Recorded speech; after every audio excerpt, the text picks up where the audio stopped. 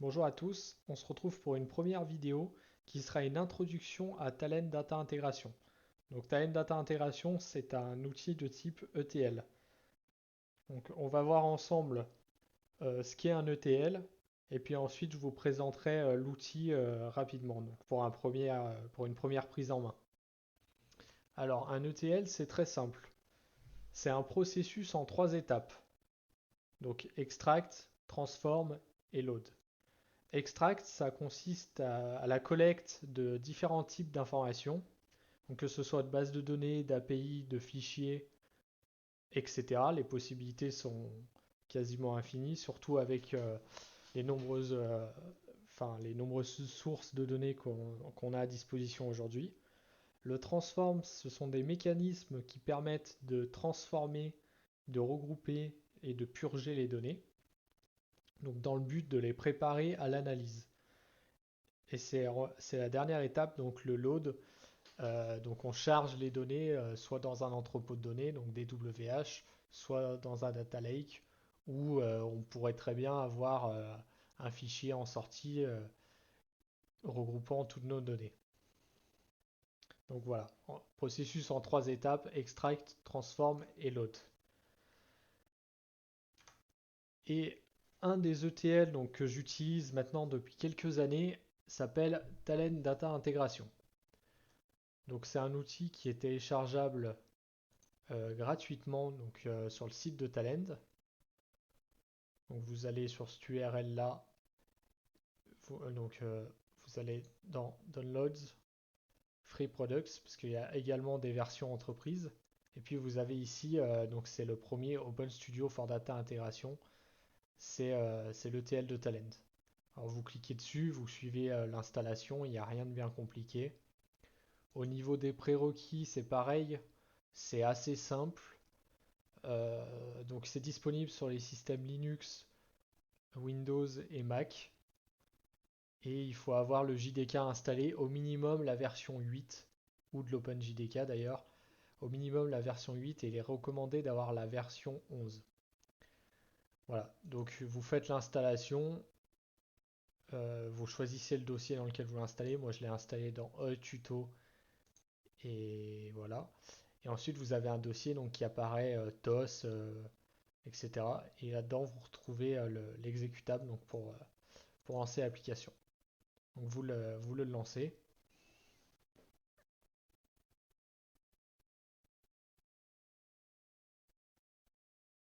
Le premier lancement est un peu long, forcément. Il initialise beaucoup de choses. Donc voilà la page de licence. Vous acceptez, parce que de toute façon vous n'avez pas le choix. Je dis ça pour les personnes qui sont bloquées sur la page de licence. Ça arrive quand votre version de Java, votre version du JDK n'est pas bonne. Donc si vous avez un problème, en fait, quand vous cliquez sur accepter, il n'y a rien qui se passe. Il faut mettre à jour votre version de Java. Donc là, on va créer un projet. Donc on va l'appeler tuto. Gérer les connexions, vous n'allez pas à le toucher. Ça permet, vous pouvez, si vous voulez, choisir l'espace dans lequel vous allez sauvegarder votre workspace, donc qui est l'espace de travail. Donc c'est l'endroit où seront enregistrés vos flux Talend. Donc moi, ils iront dans le dossier d'installation dans un projet workspace. Par défaut, c'est tout le temps comme ça. Vous cliquez sur terminer.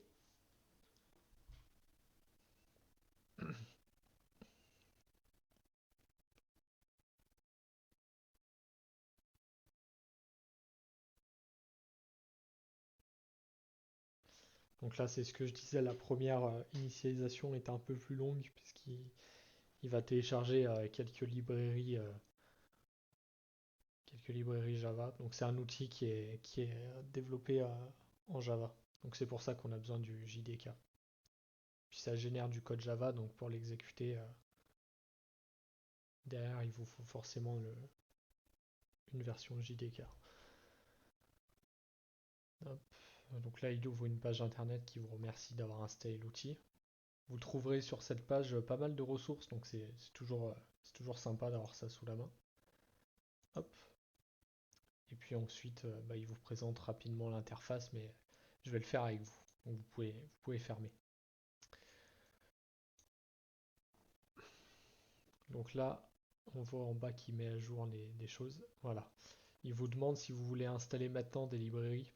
Donc vous pouvez choisir d'installer les librairies tierces requises. Vous faites terminer. Vous faites tout accepter. Parce que sinon vous devez cliquer sur chaque librairie pour accepter la licence. Donc vous faites tout accepter. Et puis là en bas on voit que ça télécharge tout. Donc vous le laissez faire. Et en attendant je vais vous présenter l'interface. Alors l'interface. Vous avez ici ce qu'on appelle le repository. Donc c'est toute l'arborescence de votre projet. Vous avez le business model. Donc vous allez pouvoir ici définir un schéma qui présente vos flux de façon lisible par une personne qui ne fait pas de développement.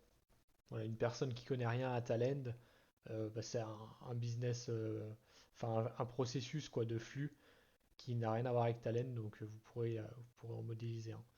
Vous avez les jobs. Donc un job, ça correspond à un traitement sur Talend. Donc vous pourrez en avoir plusieurs par projet. Les contextes.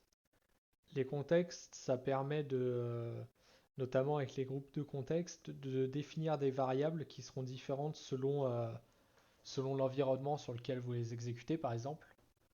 Je ne sais pas, supposons que vous faites un développement qui prenne des données d'un fichier pour les copier sur une base de données. Le chemin de ce fichier sera peut-être pas le même sur votre poste que sur le serveur. Donc vous allez créer un contexte de développement et un contexte de production pour gérer ces deux variables-là. Dans code, vous allez retrouver ce qu'on appelle les routines.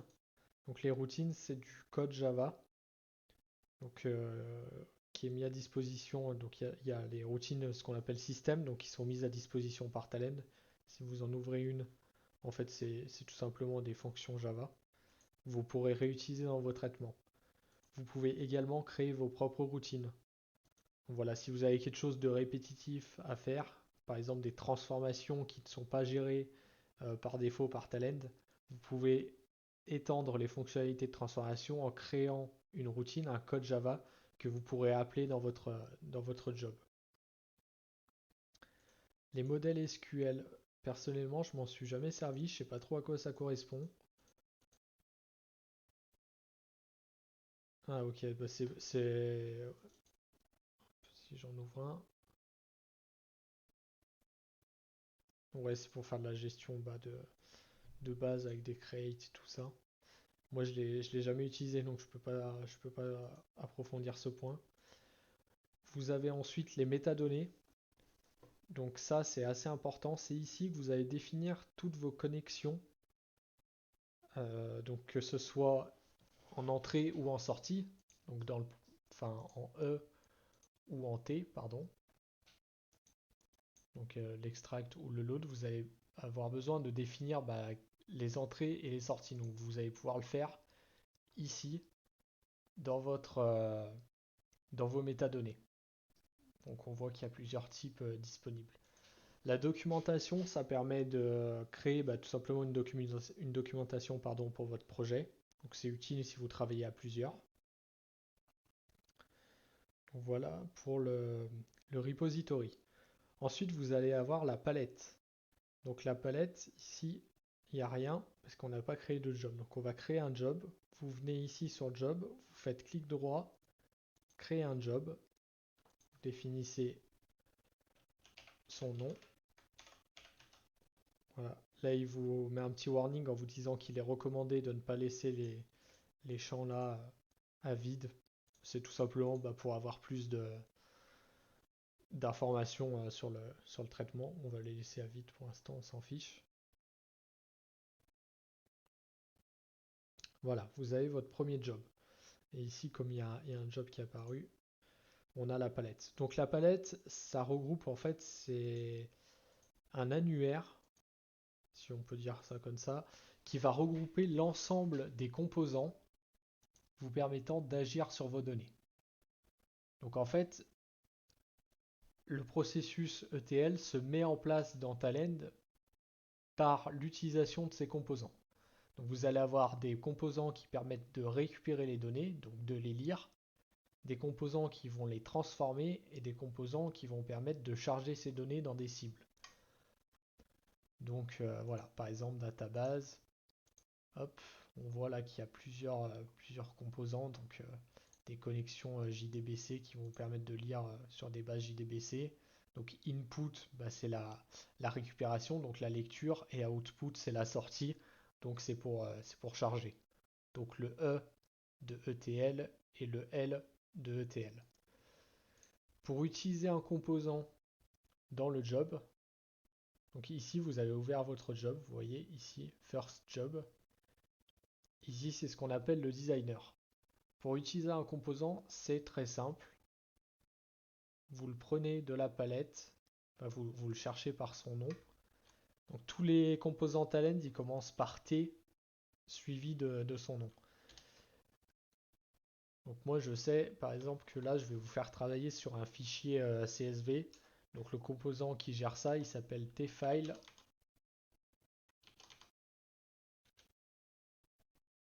Hop, tfile delimited.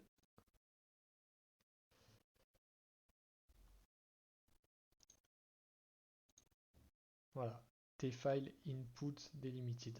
Je me suis trompé, c'est tfile input delimited. Donc vous l'avez ici. Vous le prenez,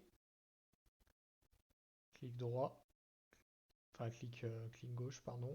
Vous glissez, vous lâchez, et voilà, c'est du drag and drop, donc c'est assez facile à utiliser. Et ici, vous avez votre composant.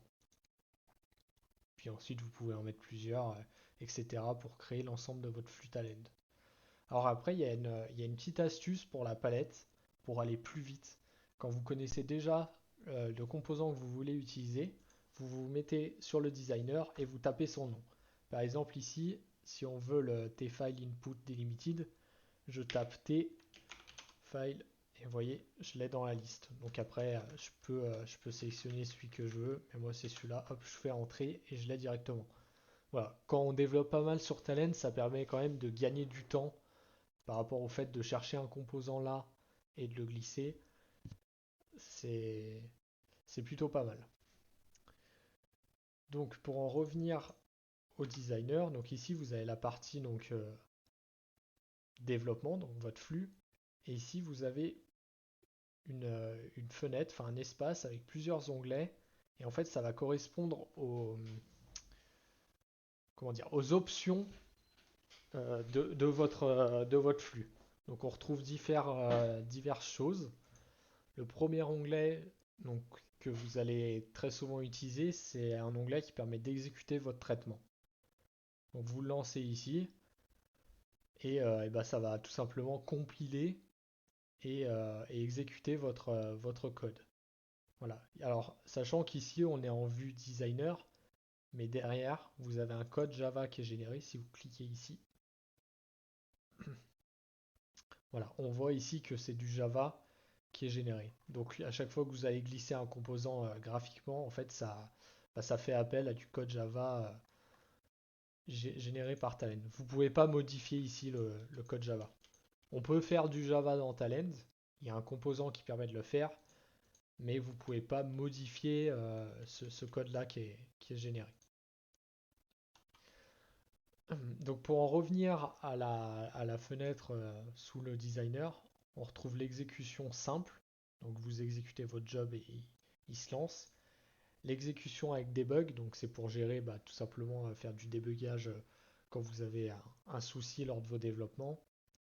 Dans les paramètres avancés, l'option qu'on utilise souvent, c'est les paramètres de la JVM, les arguments JVM, donc qui vont vous permettre de setter une machine virtuelle Java euh, en fonction des critères qui sont là. Donc c'est la mémoire en fait. Parce que comment dire, comme Talend travaille sur des données, tant que le programme est en cours, toutes vos données sont stockées dans la RAM. Donc peut-être que vous allez avoir besoin ici de changer ce paramétrage-là pour bah, limiter ou tout simplement augmenter les ressources qui vont être attribuées à votre traitement. Hop, on va le décocher. Ici, vous n'avez pas à vous en occuper parce que c'est que pour la version entreprise. En fait, ça permet, dans la version entreprise, vous êtes dans votre studio, donc le studio c'est l'outil. Vous exécutez votre traitement et vous choisissez le serveur sur lequel il s'exécute. Donc vous avez votre interface, vous avez le retour de votre flux qui s'exécute. Par contre, derrière, en fait, votre code a été compilé et poussé sur un serveur distant. Ici, vous avez donc les tests de mémoire, donc pour s'assurer, enfin tout simplement pour connaître la quantité, enfin les ressources mémoire qui sont consommées par votre flux. Voilà, moi je m'en sers pas souvent de ça. Ici, vous avez les paramètres de votre composant, donc c'est également important. Donc en fait, chaque composant Talend a ses propres paramètres. Vous allez le voir ensemble, on va le faire ensemble, pardon, on va prendre un fichier CSV, on va le lire, on va faire une transformation. Je vais vous montrer comment ça marche. Ici, vous avez les contextes, donc c'est ce qu'on retrouvait là-haut, c'est ce que je vous expliquais, vous allez pouvoir gérer en fait des groupes de contextes. Donc ça va vous permettre de gérer tout simplement enfin, différents contextes, quoi. Il y a pas, j'ai pas d'autres mots. Et ici, vous avez les paramètres du job, donc du flux à proprement parler. Voilà. Donc pour l'instant, je viendrai dans les détails de toute cette partie dans d'autres vidéos. Mais comme on est dans l'introduction, on va faire très simple pour l'instant. Donc ce qu'on va faire maintenant, c'est qu'on va faire ensemble, enfin on va modéliser un processus ETL. Donc la première chose, on va ouvrir un éditeur de texte et on va se créer un petit fichier CSV. Donc on va faire quelque chose d'assez simple. On va faire fruit provenance. Désolé pour l'originalité. On va faire par exemple pomme, hop, France, orange, Brésil, et je sais pas moi, avocat.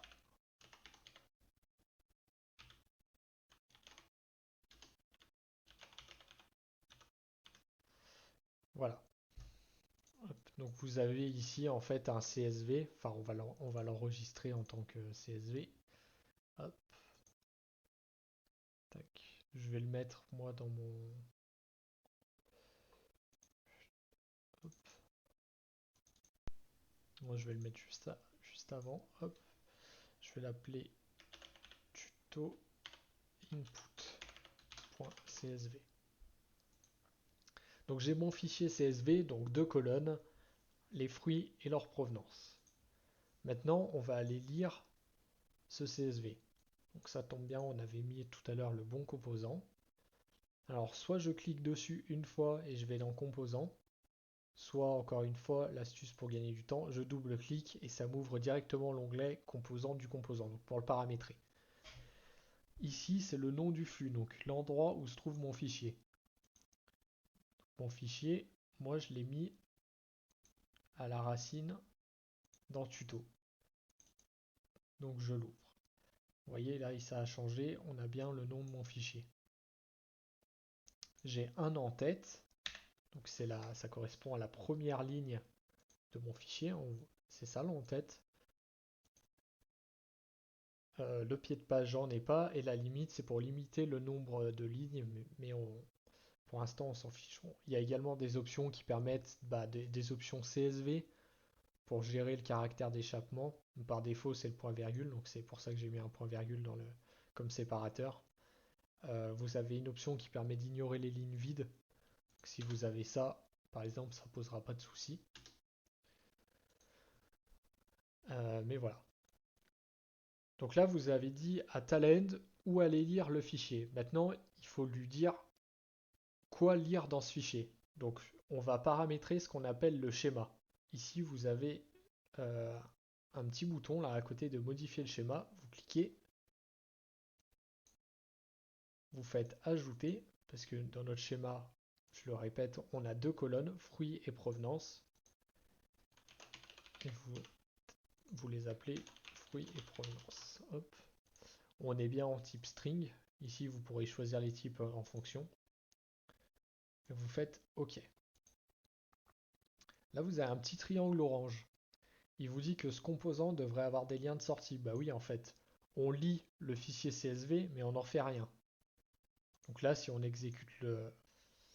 Je me suis trompé, je l'ai exécuté en test de mémoire. Oui, donc c'est bien exécution simple hein, qu'il faut faire. Voilà. Donc ici, il dit que votre job commence. Enfin, Talend vous dit que votre job commence et qu'ici, il est fini. Donc code erreur, enfin code retour, pardon, 0. Donc, ça veut dire que le programme s'est exécuté. On va l'afficher, le contenu de ce CSV. On va l'afficher dans la console. Donc il y a un composant qui s'appelle tlograw. Voilà. Vous avez vos deux composants, maintenant il faut les relier. Vous allez cliquer sur votre composant ici, faire un clic droit, raw, main. Vous allez venir sur votre composant tlograw et vous allez cliquer. Voilà, c'est aussi simple que ça. Il y a différents types de connexions, mais je vous les expliquerai dans d'autres vidéos. Donc ici, vous pouvez faire exécuter de nouveau. Et maintenant, on va voir le résultat de notre fichier. Donc pomme France, orange Brésil, avocat Argentine. Donc c'est bien ce qu'on avait ici. Pomme France, orange Brésil, avocat Argentine. Ah, vous voyez que d'ailleurs que l'accent de Brésil, il est mal affiché. En fait, c'est un paramétrage dans votre dans le composant d'input. C'est dans paramètres avancés. Ici, là, vous avez le type d'encodage du fichier. Donc vous mettez UTF-8, vous refaites exécuter, et normalement, voilà, l'accent est correctement affiché. Maintenant, ce qu'on va faire, c'est qu'on va faire une transformation. Donc, qu'est-ce qu'on pourrait faire? Hop. On va faire une transformation en utilisant un composant qui s'appelle le tmap, donc qui est un des composants les plus utilisés dans Talend. Je vous expliquerai à quoi, enfin tout ce qu'on peut faire avec. On peut faire énormément de choses avec ce composant. C'est vraiment un point central. Donc, on va connecter notre composant avec le tmap. Et dans notre tmap, donc on va double-cliquer dessus. Il s'ouvre. Donc l'interface paraît un peu violente au début, mais en fait, c'est comme je vous l'ai dit, c'est vraiment le composant qui est le plus utilisé. Donc ici, vous avez l'entrée. Ici, vous avez la sortie. Pour l'instant, on n'a rien en sortie. On va ajouter une sortie. Donc, vous pouvez laisser le nom par défaut ou lui donner un nom. On va laisser par défaut. Voilà. Et alors là, comment ça marche? Et ben moi, je veux mapper, donc d'où le nom de tmap, mapper mes colonnes vers la sortie. Donc je les prends, je les glisse sur la sortie. Vous voyez que ça met un petit plus. En fait, ça va créer ici la colonne de sortie. Par contre, pour la provenance, moi j'aimerais la mettre en majuscule. Donc ce que je vais faire, c'est que je vais faire une transformation sur la colonne. Vous cliquez dessus ici, là. Vous avez trois petits points. Vous cliquez. Il y a une interface qui s'ouvre. Donc c'est le constructeur d'expression et qui va vous permettre de faire plein de choses au niveau des transformations. Supposons, qu'est-ce que j'ai dit moi, qu'on voulait le mettre en majuscule. Je sais plus comment. Donc ici là vous avez toutes les fonctions. Donc définies par les utilisateurs, c'est vos fonctions. C'est ce que je vous disais au début de la vidéo, c'est les routines que vous allez définir. Et en fait ici elles sont classées les fonctions talend. Elles sont classées par catégorie. Et nous ce qu'on cherche, voilà, c'est faire un upcase. Qui ici en fait pour chaque fonction, vous avez une description de ce que ça fait et vous voyez ici également comment ça s'utilise. Hop. Donc vous double-cliquez dessus, ça va vous la copier là. Et moi en fait ce que je veux upcase, c'est pas hello, c'est row1 provenance, donc le nom de ma colonne. Donc là je vais faire un couper. Hop. Je colle ici. Je fais OK. Là on voit que ma colonne provenance, donc de row1, c'est pour ça qu'il y avait row1.provenance. Elle va bien ici dans provenance.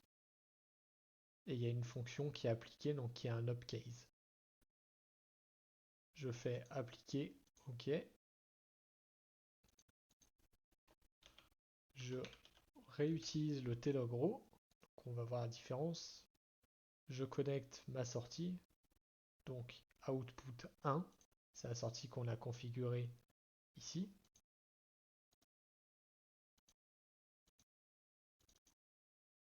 Et je peux exécuter mon code. Hop, on voit que la provenance a été tout simplement transformée en majuscule. Alors après, je vous montre le tmap, mais pour ce type de transformation, on n'est clairement pas obligé d'utiliser un tmap, hein, qu'on soit d'accord. Je vous ai montré le tmap maintenant parce que pour moi, c'est le point central de Talend, et c'est ce qui fait la différence entre Talend et d'autres outils en fait. Donc c'est pour ça que dès le début, je vous montre ce composant. Donc on a le processus E, on a le T, maintenant on veut le load. Parce que c'est bien beau de l'afficher dans la console, mais on ne peut rien en faire. Donc je supprime, donc pour supprimer un composant, vous cliquez dessus, quand il est sélectionné, vous faites supr, tout simplement, ou alors clic droit, delete. Et moi, donc donc ce que je veux, c'est prendre ces informations-là et les charger dans un CSV.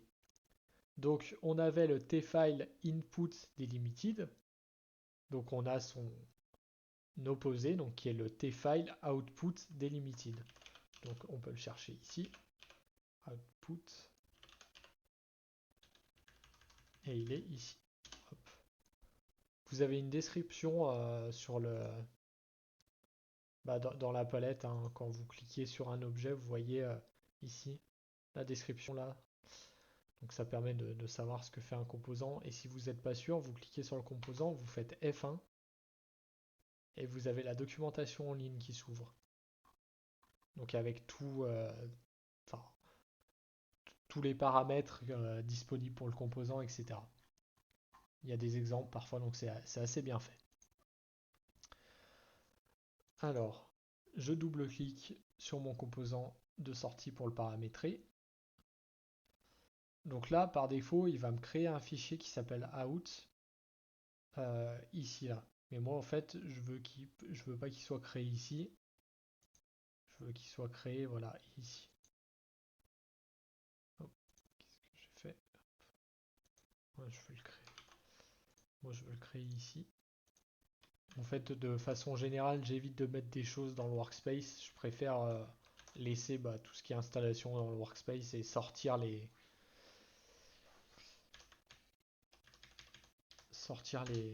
fichiers de travail, hein, tout simplement. Je vais faire inclure l'entête. Parce que si je ne mets pas inclure l'entête, dans mon fichier, en fait, j'aurai que ces trois lignes. Et moi, je veux bien avoir la notion de fruit et de provenance. Donc, inclure l'entête. Vous faites clic droit, vous prenez votre sortie out. Vous cliquez. Et là, en fait, on n'a pas défini le schéma de sortie. C'est parce que quand vous faites ça, si vous allez dans modifier schéma, en fait, par défaut, automatiquement, il va vous prendre le fichier d'entrée, donc l'entrée de ce composant, c'est en fait c'est la sortie du tmap, donc c'est ce qu'il y a ici. C'est pour ça que ça s'appelle input, mais en fait c'est l'output du tmap, et il va vous le mapper directement en sortie. Voilà, vous pouvez faire exécuter.